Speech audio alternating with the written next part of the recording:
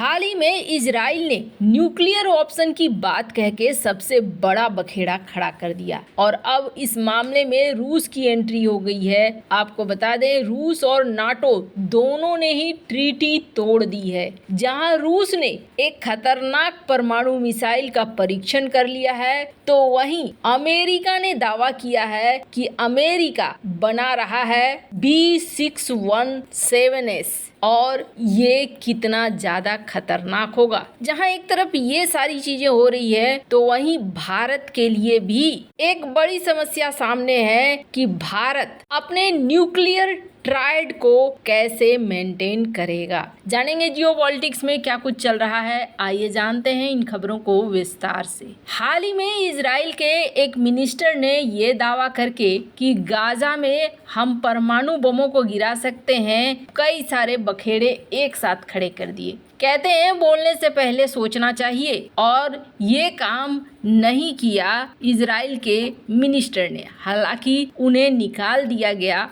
और निकालने के बाद नेतन्याहू ने साफ साफ कहा कि हम जो भी वहां पर कर रहे हैं गाजा में, कहीं भी अंतर्राष्ट्रीय नियमों का हम उल्लंघन नहीं कर रहे हैं। पर ये चीज हाथों हाथ ली गई। अब सीधे सीधे रूस की तरफ से भी सवाल आ रहे हैं। रूस ने पूछा है कि एक साथ कई सवाल आ रहे हैं इस रिमार्क के बाद। पहली बात तो ये कि इजराइल के पास परमाणु हथियार है। आज तक इजराइल छिपाता रहा है, पर ऐसा लगता है जैसे इजराइल के पास परमाणु हथियार है। मारिया ज़ेखरोव रूसी फॉरेन मिनिस्ट्री की प्रवक्ता है। इन्होंने कहा कि ऐसा लगता है कि इजराइल ने पहली बार इस बात को स्वीकार कर लिया कि उसके पास न्यूक्लियर हथियार हैं। अब क्वेश्चन ये होता है कि क्या ये ऑफिशियल स्टेटमेंट है इजराइल का? और अगर ये ऑफिशियल स्टेटमेंट है, तो कहाँ गया इंटरनेशनल एटॉमिक एनर्जी एजेंसी और कहाँ गए इंटरनेशनल न्यूक्लियर इंस्पेक्टर? वैसे आपको बता दें, सिर्फ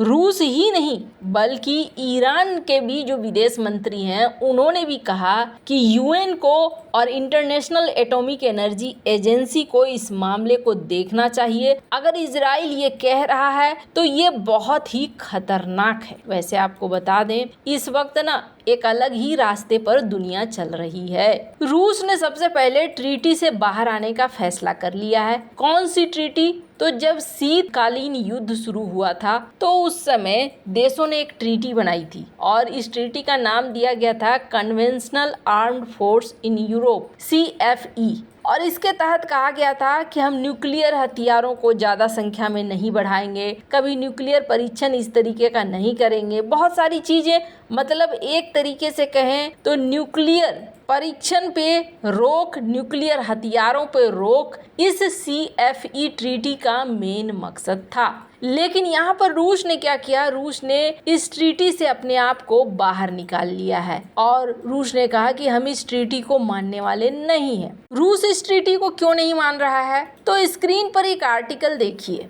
अगर इजराइल को हथियार देने होते हैं तो यहाँ अमेरिका बहुत सीक्रेट तरीके से काम करता है, और अगर यूक्रेन को हथियार देने होते हैं तो बहुत ही खुलेआम तरीके से काम करता है। तो यूक्रेन को इतने सारे देश जो हथियार दे रहे हैं, इस विरोध में खास तौर पर नाटो देश दे रहे हैं, इस विरोध में ही रूस ने इस ट्रीटी से अपने आप को बाहर निकाल लिया। और बाहर निकालते ही रूस ने एक परीक्षण किया। स्क्रीन पर एक आर्टिकल देख सकते हैं, न्यूक्लियर कैपेबल बैलिस्टिक मिसाइल, इसका परीक्षण किया गया। इसका नाम है बुलावा। इस मिसाइल के परीक्षण की खबर दुनिया भर में आई, और जब रूस ने इस मिसाइल का परीक्षण किया तो तुरंत अमेरिका ने भी एक बड़ी घोषणा कर दी है। स्क्रीन पर एक आर्टिकल देखिए। अमेरिका ने क्या कहा है कि अमेरिका बना रहा है B6113। अब ये है क्या? तो आपको बता दें, ये वो परमाणु बम है जिसका नाम दिया गया है न्यूक्लियर ग्रेविटी बम, और ये 24 गुना ज्यादा पावरफुल है हिरोशिमा के। अब इस ट्रीटी के तोड़ते ही किस तरीके से दुनिया एक अलग रेस में लग गई है ये साफ साफ देखने को मिल रहा है। वैसे आपको बता दें सबसे बड़ी दिक्कत क्या है, सबसे बड़ी दिक्कत ये है कि दुनिया इस रेस में जा चुकी है।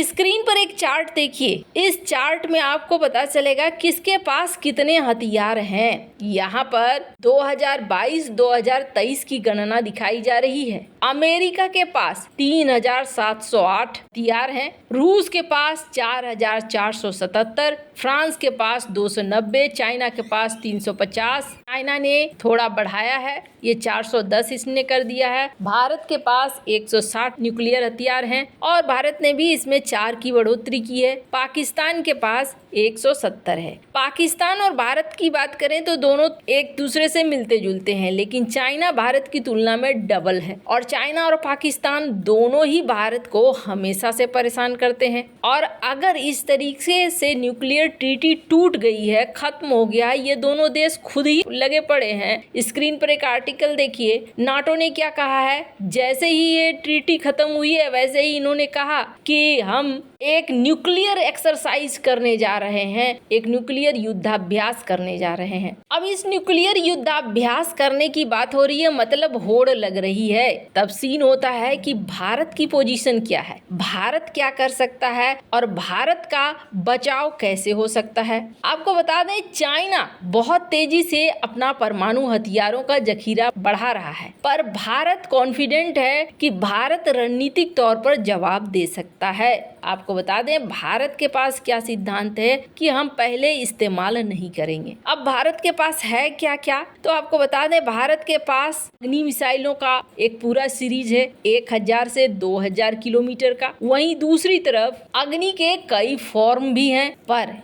यहाँ पर एक चीज मिसिंग है और वो मिसिंग है न्यूक्लियर ट्राइड। क्या है न्यूक्लियर ट्राइड, तो आपको बता दें 3 चीजें हैं। जमीन से न्यूक्लियर मिसाइलों को अगर फोड़ना हो, आसमान से फोड़ना हो और पानी से फोड़ना हो, ये 3 चीजें हैं जिसे कहा जाता है न्यूक्लियर ट्राइड। अब भारत के साथ क्या है कि भारत के पास आसमान से हो या जमीन से हो, इसके लिए भारत के पास एक अच्छा खासा जखीरा है, लेकिन जब बात पानी की आती है तो फिर वहाँ भारत थोड़ा कमजोर हो जाता है। अभी भारत के पास fully operational nuclear powered submarine जिसमें न्यूक्लियर टिप्ड बैलिस्टिक मिसाइल लगी हो, SSBN जिसे कहा जाता है, वो है INS अरिहंत, और इसमें जो लगाया गया है वो 750 किलोमीटर रेंज का K-15 न्यूक्लियर मिसाइल है। अगर हम तुलना करें रूस और चाइना की तो उनके पास SSBN वो भी